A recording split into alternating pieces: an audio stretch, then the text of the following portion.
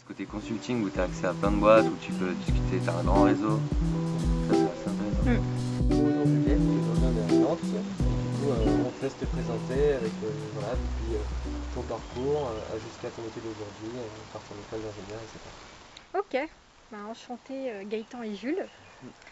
Je suis ravie de vous recevoir chez moi à Nantes.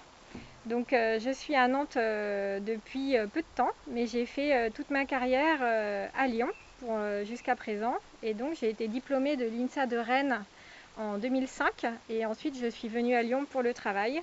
Et j'ai fait toute ma carrière là-bas avant d'arriver du coup ici fin du mois dernier. Donc après mon diplôme d'ingénieur en mécanique, je ne savais pas trop quel métier j'allais pouvoir faire concrètement. Et c'est un peu par un hasard que je me suis retrouvée chef de projet dans une société à Lyon qui fait des calorimètres, donc des appareils pour mesurer la température, la chaleur, pardon. La chaleur. Et du coup, je suis devenue chef de projet, donc c'était un métier pour moi passionnant parce qu'on pouvait faire plein de choses différentes. Donc j'étais à la fois en interface avec le client pour les questions planning, spécification, budget. J'étais aussi en contact, évidemment j'étais dans le service R&D, donc j'assurais toute la conception. Et j'étais en contact avec les achats et la production pour acheter les pièces et fabriquer l'appareil. Donc ça c'était assez intéressant, plein d'aspects techniques. Et voilà, mais au bout de 5 ans en fait les projets étaient assez répétitifs, c'était tout le temps les mêmes appareils qu'il fallait développer. Donc j'ai commencé à m'ennuyer un petit peu et à dire à mon responsable que je voulais évoluer vers un poste plus opérationnel. À ce moment-là, j'imaginais peut-être aller devenir cadre technique en production plutôt. Et en fait, il se trouve qu'à ce moment-là, la responsable achat partait en retraite et ils m'ont proposé ce poste. Et en fait, je me suis dit, pourquoi pas, parce que c'est vrai que j'avais vu ce que c'était un petit peu que les achats. Il fallait quand même choisir les bons fournisseurs, avoir les pièces à temps. Il y avait quand même la notion de planning, de budget à respecter. Donc ça me parlait assez et je suis devenue comme ça responsable achat pour cette PME. Et j'ai adoré découvrir ce métier parce que en plus d'être en interface avec la R&D et le client, là on avait en plus, fallait être en interface avec tous les fournisseurs et tout leur savoir technique à comprendre, échanger avec eux pour trouver les meilleures solutions de coûts, les meilleures optimisations techniques pour vraiment répondre aux besoins et tout ça au meilleur prix. Donc c'est un côté aussi souvent stratégique, les achats, parce qu'on doit respecter des budgets. Si on trouve une super innovation à moindre coût, tout le monde est content, donc c'est très visible. Donc c'est vraiment un métier qui m'a passionnée. Donc je me suis dit, c'est vraiment ça que je veux faire, quoi. J'ai adoré. Voilà, donc en fait, pour quelqu'un de vraiment technicien qui adore faire de la conception, ça conviendra peut-être pas parce que là, en fait, on délègue un petit peu le savoir à ses fournisseurs. Donc il faut être aussi capable de s'appuyer sur les compétences des autres. Donc on ne devient pas expert par exemple dans de la tôlerie. On s'appuie sur les compétences des tôliers qui font ça toute la journée et c'est eux qui savent nous conseiller, nous dire mais non mais Madame Guiraud, il ne me faut pas un pli de 0,5, là c'est trop dur à tenir, si vous voulez vraiment optimiser la pièce, il faut mettre un rayon de temps, etc. Donc il faut aussi accepter d'être peut-être moins expert, de moins maîtriser, du moins de s'appuyer sur les compétences des fournisseurs et de les mettre en relation avec la R&D de faire travailler toute l'équipe ensemble pour arriver à la bonne solution. Il y a une grosse partie de ton équipe. Ouais, il y a une grosse partie, c'est clair, relationnelle. Il y a une grosse partie relationnelle, facilitateur en fait entre les services. Il faut souvent organiser des réunions techniques. Il y a évidemment une partie négociation. Il faut être quand même un bon négociateur toujours. Et dans le relationnel. Mais du coup, est-ce que tu peux expliquer ce que c'est concrètement ingénieur achat? Moi je connaissais pas en fait ingénieur achat avant de te rencontrer. Alors ingénieur achat, je ne sais pas si ça existe vraiment ce terme. Ouais. C'est qu'en fait on va faire le métier d'acheteur et on peut avoir différentes formations. Donc, on peut avoir une formation d'acheteur, donc il y a des écoles aujourd'hui qui forment des gens pour être acheteurs. C'est un peu comme des écoles de commerce.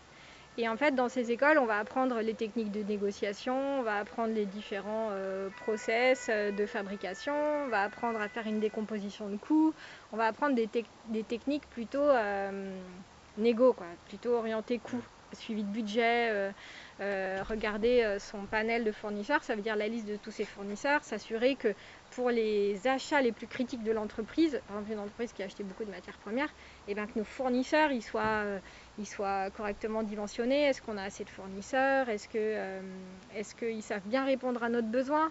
Est-ce qu'ils sont tout le temps en retard? Donc ça, c'est l'analyse vraiment purement achat. Mais quand on a... ça, c'est des choses, à mon sens, qu'on peut apprendre aussi sur le terrain, parce que c'est du bon sens, en fait. C'est des choses qui sont assez logiques. Donc après, apprendre à faire une matrice de Kraljic, bah ça, sur Internet, on trouve comment faire. Et voilà, on fait un diagramme bulle sur Excel et on s'en sort toujours. Et par contre, ce qui est intéressant quand on est aussi ingénieur, c'est qu'on a la fibre en plus technique. C'est qu'on va aller creuser. On va pas se satisfaire de juste... mais ça, c'est plus cher, c'est plus cher. Bah non, pourquoi c'est plus cher? Moi, je veux comprendre pourquoi c'est plus cher. Et une fois que j'ai compris pourquoi c'était plus cher, eh ben, je vais creuser ce point technique, comment on peut le faire baisser de coût en fait. Et là, c'est vraiment, du coup, là, on se met à travailler sur les spécifications. Et le coût d'un produit ou d'un service, c'est 90% dans la spécification. Et le reste, c'est de la négo, c'est du choix fournisseur. Mais les fournisseurs, aujourd'hui, ils sont experts dans leur domaine. Et si on compare 3 fournisseurs et qu'il y en a un qui est complètement dans les choux, il va être éliminé de toute façon. Donc il faut partir du principe que dès lors qu'on fait ce métier et qu'on prend des personnes sérieuses, voilà, après pour baisser le coût, c'est pas la négociation qui va nous faire baisser le coût, c'est vraiment la spécification à l'origine. Et c'est là où c'est important de bien comprendre, et du coup d'être ingénieur, ça aide.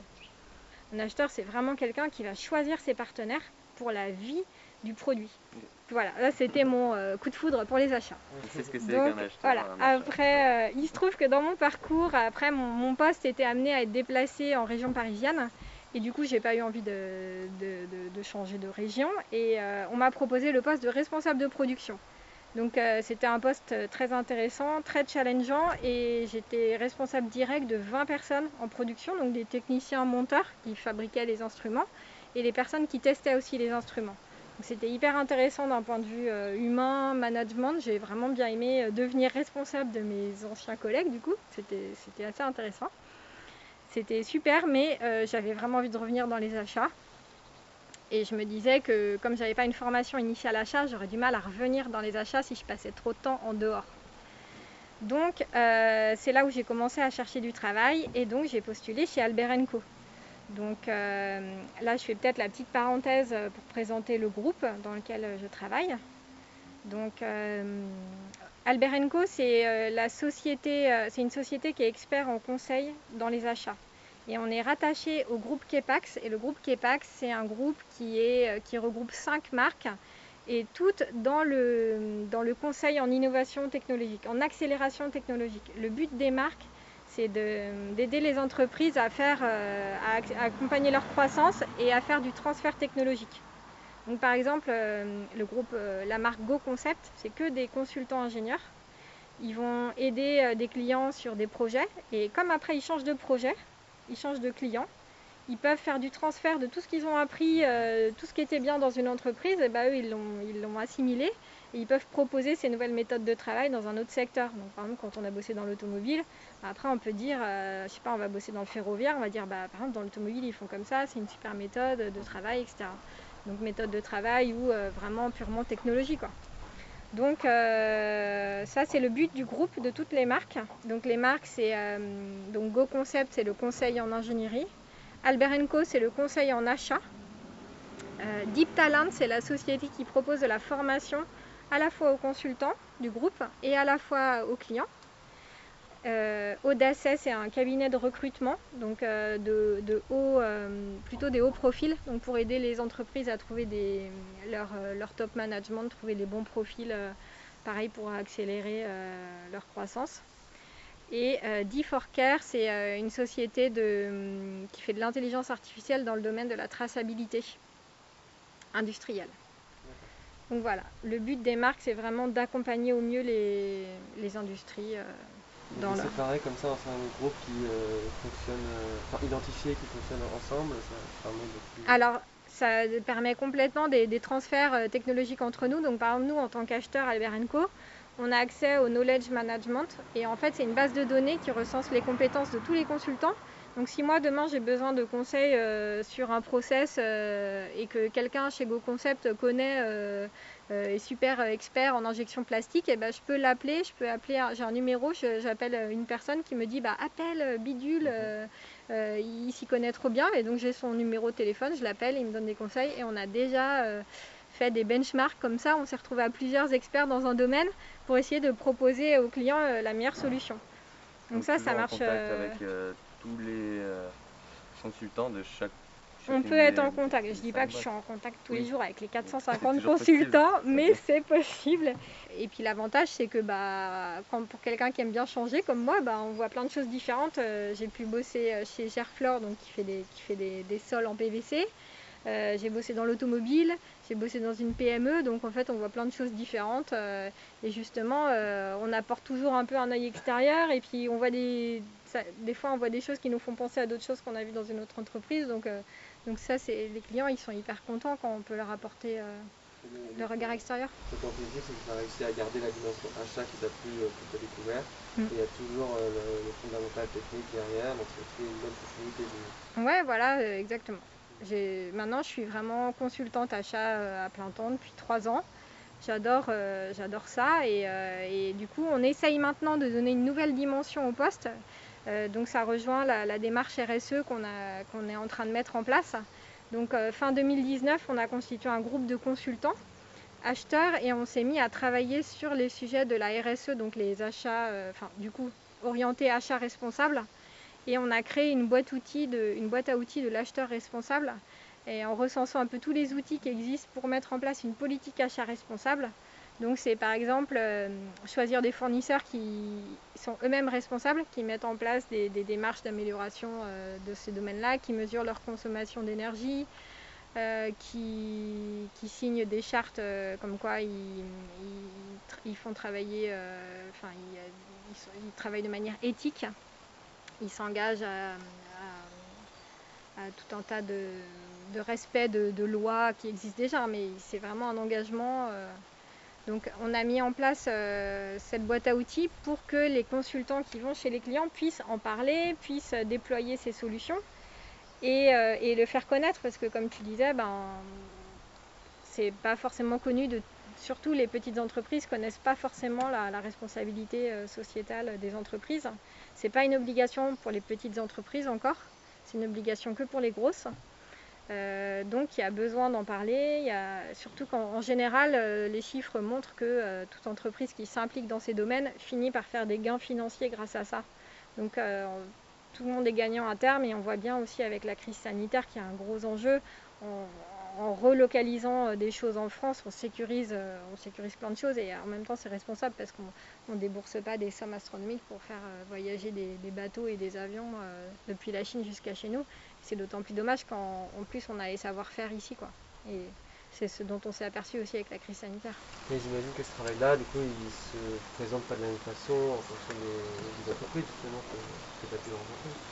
Eh ben ouais, c'est vrai que les grosses entreprises, il y avait déjà des structures.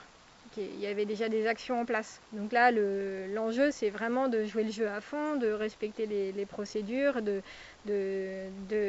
pondérer un petit peu plus les critères qui sont sur des bases responsables. Donc quand on fait un choix de fournisseur, par exemple, on fait des matrices de choix et on peut pondérer certains critères. On va dire le coût, c'est important, donc je mets un gros facteur, mais je mets aussi la localisation comme ayant un fort poids. Comme ça, je vais naturellement favoriser le choix d'un fournisseur plus local. Donc il y a ce genre d'action et il y a aussi, on a fait aussi un module de formation pour tous les consultants. Donc une collègue a créé de A à Z un module de formation pour qu'on s'auto-forme tous. Enfin, elle nous forme en fait. Je crois que tous les consultants Albert & Co maintenant ont eu cette formation d'introduction à la RSE pour qu'on sache tous en parler, qu'on sache tous où trouver les documents de la boîte à outils, etc. Donc pour faciliter un peu le déploiement de ce thème chez nos clients, même si c'est... à ce jour, on n'a pas encore de consultant qui a été recruté uniquement pour faire des achats responsables. Donc pour l'instant, on injecte comme on peut des achats responsables chez nos clients, et on n'a pas un projet où c'est uniquement ça. Et du coup, ce seraient nos objectifs. On aimerait bien un petit peu, vous tâtez le terrain. Exactement, et nos clients sont quand même hyper intéressés par ce sujet. On a beaucoup de demandes. Pour l'instant, on en est au stade où qu'est-ce que vous proposez, donc voilà, donc c'est normal, hein, pour les PME, c'est un peu, entre guillemets, ça fait un peu peur, mais c'est un peu nouveau. Donc il y a tout à construire. Il y a du travail, donc, mais ils sont intéressés, c'est vraiment un sujet qui intéresse. Et du coup, demain, l'idéal, ce serait vraiment qu'on puisse dire tel consultant peut intervenir chez vous pour mettre en place une politique achat responsable de A à Z. Ça serait le rêve. Voilà. Et ce qui définit un achat comme responsable, du coup, c'est la localisation. Alors, c'est vraiment, en une phrase, c'est prendre en compte tout le cycle de vie du produit. C'est-à-dire que dès sa conception jusqu'à sa fin de vie, il faut considérer tout le cycle de vie de ce qu'on va acheter. Donc pas juste se dire j'achète une tôle à tel prix. C'est vraiment de se dire bon alors la matière première, est-ce qu'elle est recyclable? Déjà dès la conception, on prend une matière qui est recyclable. Après, le choix des fournisseurs, etc. Comment on va produire la machine qui va produire la tôle? Est-ce qu'elle consomme tant de mégawattheures ou tant? Enfin, voilà, il y a des process qui sont beaucoup plus énergivores que d'autres. Si on l'achète loin, évidemment, elle a un bilan carbone plus élevé, etc. Et jusqu'à la fin de vie, est-ce qu'on sait gérer cette pièce quand elle est bonne à mettre à la poubelle? Et le but du jeu, c'est qu'elle ne soit jamais bonne à mettre à la poubelle. Ouais. Donc c'est vraiment prendre en compte l'ensemble du cycle de vie. Et du coup, ça rejoint aussi l'éco-conception. Donc on a des sujets communs avec GoConcept, des consultants ingénieurs. Et dans l'idéal, on pourrait avoir des projets conjoints achat et ingénierie responsable pour faire une conception de produit de A à Z de manière la plus éco-responsable possible. Donc c'est ça un achat responsable, c'est de vraiment avoir pris en compte tout, pas juste le coût et le délai, d'avoir vraiment d'avoir vraiment pensé à tout ça en avance. Avoir le meilleur compromis qui est plus que basé sur le prix. Exactement, c'est ne plus penser que prix. Parce que le prix finalement, si on regarde que le prix d'achat, on peut se tromper parce qu'au final, peut-être que j'ai acheté, si j'achète une machine, peut-être que j'achète une machine qui est moins chère à un instant T, mais en fait si son coût d'entretien est 2 fois plus élevé, au global sur 3 ans, elle m'aura coûté plus cher que l'autre machine qui était peut-être un peu plus chère mais qui avait un coût d'entretien faible. Donc voilà, je parle d'exemples complètement différents, mais les achats c'est aussi ça. Et parfois on va acheter des pièces qui vont être montées dans des voitures et parfois on va acheter des machines de production. Donc c'est très vaste quoi. Il y a les achats directs, c'est quand on achète quelque chose qui est ensuite vendu. Et les achats indirects, c'est quand on achète quelque chose qui sert à produire ce qui sera ensuite vendu. Durable et économique, du coup, c'est pas complètement contradictoire en général. C'est de plus en plus quand même complètement compatible. Parce que c'est toujours aussi un effet volume. C'est que plus il y a de la demande, plus il y a des volumes, moins le prix est cher. Donc vu que c'est une demande qui est de plus en plus grandissante de faire des choses plus responsables, et le prix diminue. Je ne sais pas si vous avez acheté des bivraps récemment, des petits des tissus imprégnés de cire d'abeille pour conserver ses aliments. Ça, il y a quelques années, ça coûtait hyper cher. Et en fait, maintenant, la demande augmente tellement qu'en fait, maintenant, pour le prix de 4 bivraps, on a 5 ou 6 bivraps. Ils ont réussi pour la même chose, ils ont réussi à baisser leur coût. À cause de la demande. À cause de la demande. Voilà, parce qu'ils achètent plus de cire d'abeille, ils achètent plus de tissus finalement. Et ça, ce produit, ça permet de remplacer tous les films alimentaires. Donc c'est super. Voilà.